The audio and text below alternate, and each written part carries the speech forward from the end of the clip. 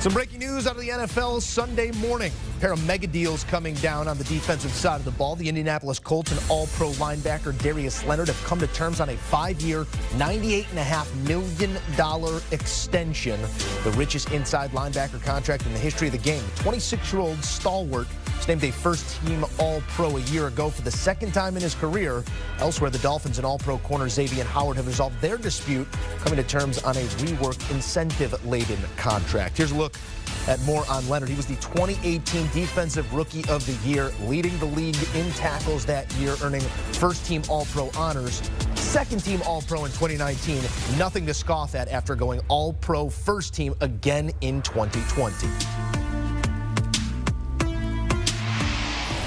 Joining us now with more, CBS Sports NFL analyst Ryan Wilson. Ryan, thank you for jumping on here. Some big business to tend to on a day of rest. Let's begin with the Colts, making Darius Leonard the highest paid inside linebacker in the history of the sport.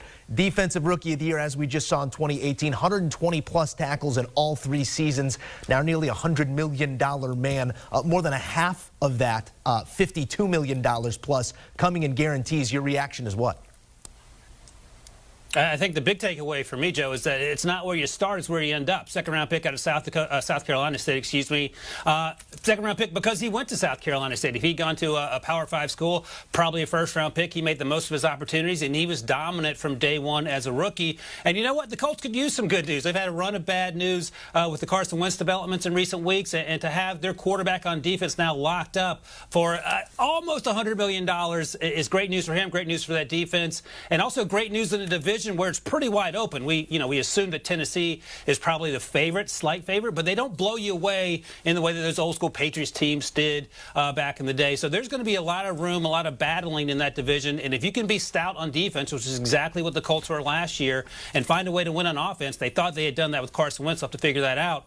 They're in great shape, but they have one side of the ball locked down. Darius Leonard, as I said, is the QB on that side of the ball. One of the best players in the NFL, getting paid deservedly so, following Fred Warner, who just got his deal not too long ago, 2 of the best young linebackers in the NFL. And I think this is a great start for the Colts as they head into the season. Now they just got to sort out the offensive side of the ball, and we'll see how that goes as we get closer to week 1. Well, speaking of the offensive side of the ball, Leonard getting paid like a wide receiver 1. If you look at this in the context of some other deals, Amari Cooper's deal, almost exactly this from a dollars and cents standpoint. So big money here for the big inside linebacker. And it is a Colts franchise, as you mentioned, after the last 2 weeks. Could use some good news here. Taking a look at Indy's books for a moment, Ryan.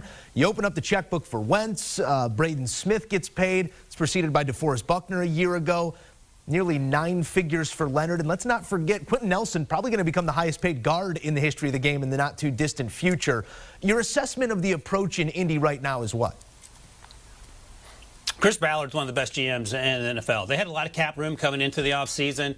I have all the faith in the world that they'll figure out how to do the mathematical gymnastics they'll need to do to keep everyone under the cap and everyone happy. Also, the good news, Joe, is this. Last year, because of COVID, the salary cap barely moved. It may not have moved at all. I have to double check. But this year, going forward, it's expected to take a substantial leap. And that's also good news for teams around the league. Some who aren't great at camp management and some who are like the Colts, to be able to figure out all the parts that need to be fit under that cap. And you mentioned the list of names, the important players, part of that Colts organization, and they're able to sign these people because they make the smart decisions looking forward. And I don't think this is going to be a concern, signing your best young players. Now, look, Carson Wentz, we can talk about that if you want to, but that's a concern. I mean, that's something you can't really plan for. The injuries, we've seen that. But in terms of signing your young players that are the core group of making you successful, it makes all the sense in the world. You just can't blow money on over-the-hill veteran free agents that maybe have 1 or 2 years left. And the Colts certainly don't do that. Chris Ballard certainly don't do that. And oh, by the way, they do a great job drafting guys as well.